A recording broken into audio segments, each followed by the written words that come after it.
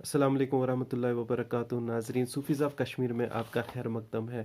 آج جس بزرگ ہستی کی بارگاہ کی ہم زیارت کریں گے، انہیں رومی آف کشمیر اور عطار آف کشمیر بھی کہتے ہیں۔ ان کا تعلق امام اعظم امام ابو حنیفہ کے خاندان کے ساتھ ہے۔ باقی ڈیٹیلز میں آپ کو ساتھ ساتھ بتاؤں گا اور ساتھ میں زیارت بھی کرواؤں گا۔ تو چلیں شروع کرتے ہیں۔ مولانا جلال الدین رومی ہو یا شیخ فرید الدین عطار، ان دونوں بزرگوں کا تصوف اور روحانیت میں ایک بہت بڑا مقام ہے۔ ان کی شاعری اور ان کی نثر نگاری ہمارے لیے ایک بہت بڑا پیغام ہے۔ کشمیر میں جس بزرگ کی آپ زیارت ابھی کر رہے ہیں، ان کو رومی آف کشمیر بھی کہتے ہیں، انہیں شیخ فرید الدین عطار آف کشمیر بھی کہتے ہیں، اور ان کا نام ہے مرزا اکمل الدین کامل بیگ خان بدخشی رحمۃ اللہ علیہ۔ حضرت مولانا مرزا کمال محمد اکمل الدین بیگ خان بدخشی رحمۃ اللہ علیہ، ان کی ولادت سن 616 عیسوی 1644 عیسوی بمطابق 1054 ہجری پیدا ہوئے۔ آپ کا خاندان یوں ہے کہ آپ کے خاندان کے جد اعلیٰ خواجہ احمد یسوی ترکستانی رحمۃ اللہ علیہ تھے، اور جن کا نسب نامہ 15ویں پشت پر حضرت امام اعظم رحمۃ اللہ علیہ کے ساتھ ملتا ہے۔ اسی خاندان کے ایک آدمی ملک محمد خان تاشقند سے ہجرت کر کے بدخشان آئے تھے، اور وہیں سے ان کے خاندان کے ساتھ بدخشی کا لفظ استعمال ہونے لگا۔ اس کے بعد وہ ہندوستان چلے آئے اور مغل شہنشاہ جلال الدین محمد اکبر کے دور میں کشمیر کے گورنر بنائے گئے۔ تبھی سے اس خاندان کے لوگوں نے کشمیر میں سکونت اختیار کرنا شروع کی۔ ملک محمد خان، جنہیں کلی خان بھی کہتے ہیں، ان کا ایک بیٹا تھا مرزا عادل خان، اور عادل خان کا ایک چھوٹا بچہ پیدا ہوا جس کا نام محمد کامل رکھا گیا ہے۔ محمد کامل نام رکھنے کی وجہ تسمیہ مورخین عبدالوہاب نوری رحمۃ اللہ علیہ نے یوں بیان کی ہے کہ بادشاہ شاہ جہان مرزا عادل خان کو بہت پسند کرتا تھا، اور جب انہیں پتہ چلا کہ آپ کے گھر یہاں بچہ پیدا ہوا ہے تو انہوں نے اس کا نام محمد کامل رکھ دیا۔ لیکن آپ کے والد گرامی جناب مرزا عادل خان صاحب اس دنیا میں زیادہ دیر نہ رہ سکے، اور وہ جلدی اس دنیا سے چل بسے۔ اس کے بعد آپ کے ایک رضائی والد ہوئے، جو آپ کو اپنے ساتھ آتے لے جاتے تھے، اور اپنے مرشد یعنی حضرت خواجہ حبیب اللہ عطار رحمۃ اللہ علیہ یہاں آنا جانا لگا رہتا تھا۔ انہوں نے جب آپ کو دیکھا بچپن میں ہی تو آپ کے بارے میں یہ پیشن گوئی کر دی کہ آپ کی ہی وجہ سے میرا نام روشن رہے گا، اور انہوں نے آپ کا نام مرزا اکمل تجویز کیا۔ تو اس طرح سے یہ نام اتنا عرفہ و اعلیٰ بن گیا۔ آپ کے مرشد گرامی کا نام خواجہ حبیب اللہ عطار ہے، جس کو بعض حضرات نے خواجہ حبیب اللہ نوشہری سمجھ لیا تھا، لیکن خواجہ حبیب اللہ عطار اصل میں دوسرے بزرگ ہیں جو غانی خاندان سے تعلق رکھتے ہیں، جو بواسطہ ایک واسطہ میر شاہ حقانی رحمۃ اللہ علیہ کے ذریعے سے حضرت شیخ یعقوب صرفی کے ساتھ ملتا ہے۔ خواجہ حبیب اللہ عطار رحمۃ اللہ علیہ کی زیارت اس وقت محلہ قطب الدین پورہ یعنی کہ موجودہ زینہ کدل میں جس علاقے کو آج ڈبتل کہتے ہیں، وہاں پر واقع ہے۔ حضرت مرزا شیخ اکمل الدین خان بدخشی رحمۃ اللہ علیہ کی جو تعلیم و تربیت ہوئی، اس وقت کے ایک بہت بڑے عالم اور علامہ خواجہ حیدر چرخی رحمۃ اللہ علیہ سے بہرہ اندوز ہو کر ظاہری و باطنی علوم حاصل کرنے والے خواجہ عبداللہ فتح کلو سے حاصل کی، جنہوں نے آپ کو قرآن و حدیث، اصول تفسیر، اصول حدیث، फ़िक़्ह, इल्म फ़िक़्ह के उसूल और इल्म कलाम वगैरह बहुत सारी किताबें पढ़ाई। मिर्ज़ा अकमलुद्दीन बेग खां बदख्शी रहमतुल्लाह अलैह जब धीरे धीरे बड़े हो गए तो आपके रज़ाए वालिद ने आपको हज़रत ख्वाजा हबीबुल्लाह अत्तार के पास ले गए। 15 साल की उम्र में आपने उनकी खिदमत करना शुरू किया और लगातार 13 साल तक उनकी खिदमत की और उसके बाद आपको खिलाफत अता की गई। हज़रत मिर्ज़ा क़दस्सुर्रुहू मौज़ून और बुलंद तबीयत के हामिल थे। आपकी फैज़ बख्श किताब बहरुल इरफ़ान आपकी तबीयत की मौज ख़ैज़ समंदर की तख्लीक है जो 80,000 अबियात पर मुश्तमिल और 4 जिल्दों में है और उसे हज़रत शेखुल मशाइख मुफ्तीउत तरीक़ा शेख फ़रीदुद्दीन अत्तार अलैहि रहमा बाउल गफ़ार की पैरवी में लिखा है। इसके अलावा रिसाले मुख़बिरुल आसार, असरार और दीगर रसाइल नीज़ आपकी तबाअज़ात गज़लियात ज़माने में मशहूर है।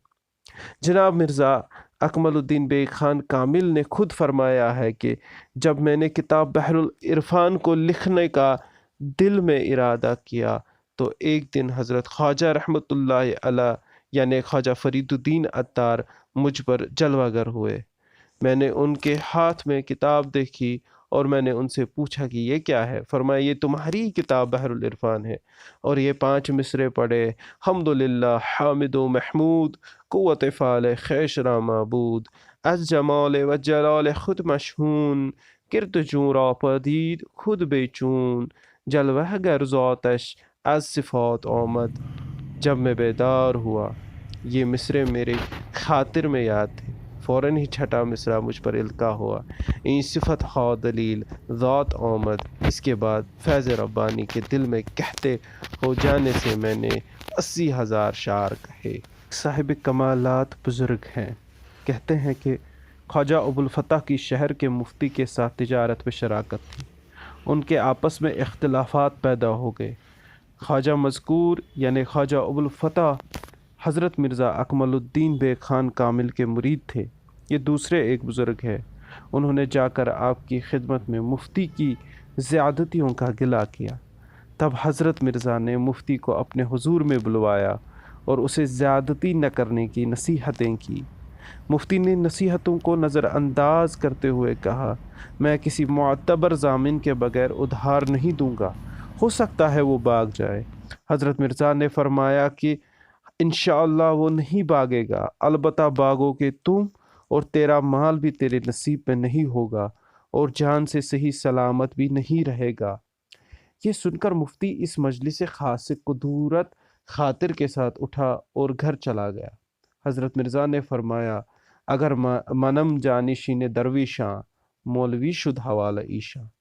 उसके बाद मुफ्ती ने ख्वाजा अबुल फ़तह को माल लौटाने पर सख्त तंग किया और हाकिम वक्त अमानत खान सूबेदार कश्मीर के हुजूर में शिकायत की। अमानत खान ने मुफ्ती की हिमायत करते हुए ख्वाजा अबुल फ़तह पर जुल्म व सितम का हाथ दराज किया। जब ये खबर हज़रत मिर्ज़ा के गोशे मुबारक तक पहुँची तो आपने फरमाया, मुफ्ती का घर वीरान हुआ और उसके हामी का घर भी तबाह व बर्बाद होगा। अचानक अमानत खान के माजूल होने का फरमान आ पहुँचा और मुफ्ती इस शहर से भागकर हिंदुस्तान चला गया, जहाँ उसके मुकदमा के फ़ैसले में उसकी जान चली गई और यहाँ उसका घर आग में खाकिस्तर हुआ। अल्लाह ने जो किताब बहरुल इरफ़ान तस्नीफ़ फरमाई है, ये 4 वॉल्यूम्स के अंदर एक बहुत बड़ी किताब है और ये मसनवी शरीफ जो हज़रत मौलाना रूमी का की तस्नीफ़ करदा मसनवी शरीफ है, उसी का एक खातिमा है। और ये कह सकते हैं कि उसमें जो चीज़ें बयान हुई हैं, जो समंदर उसमें बयान हुआ है, वही इश्क का समंदर इस किताब बहरुल इरफ़ान में भी बयान हुआ है। इसीलिए इस किताब को आरफीन मसनवे दोम के नाम से याद करते हैं और हज़रत को मौलवी रूमी ऑफ कश्मीर कहा जाता है। कहते हैं कि किताब बहरुल इरफ़ान तस्नीफ़ करने के दौरान جب میں نے یہ 2 شعر لکھے، یہ انہوں نے خود لکھا ہے، با ہزارہ ہزار داستانم محفل آرائی دوست دارانم، بہر صوفی است ای ہما سازم صوفی کو کہ خوب بنوازم، یعنی ہزاروں نغمات کے ساتھ دوستوں کی محفل کو آراستہ کر رہا ہوں، با ہزارہ ہزار دستانم محفل آرائی دوست دارانم، پھر کہتے ہیں بہر صوفی است ای ہما سازم، اور یہ ساز و آلہ صوفی کے لیے ہے، لیکن کہاں سے وہ صوفی جس کے لیے میں انہیں بجاؤں، کہاں سے لاؤں صوفی کو کہ خوب بنوازم؟ تو اسی وقت 2 سفید ریش نورانی بزرگ ظاہر ہوئے۔ میں نے ان سے عرض کیا، آپ کون ہیں؟ ان 2 بزرگوں میں سے ایک صاحب نے کہا، میں فرید الدین عطار ہوں، اور یہ میرے برادر مولانا جلال الدین رومی قدس اللہ اسرارہما۔ یہ سن کر مجھ پر ایک عجیب کیفیت طاری ہوئی کہ میں دیر تک وجد میں ڈوبا رہا۔ جب اس حالت سے لوٹا آیا تو میری زبان پر یہ شعر تھا، از مریدان شیخ عطارم استعانت ز مولوی دارم، میں شیخ عطار کے مریدوں میں سے ہوں اور مولوی رومی سے مجھے مدد حاصل ہے۔